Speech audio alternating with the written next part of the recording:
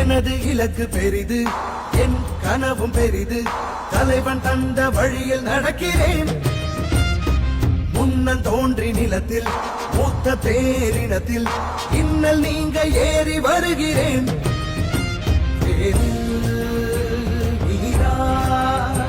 உயிர் பூக்க நான் பாய்கிறேன்.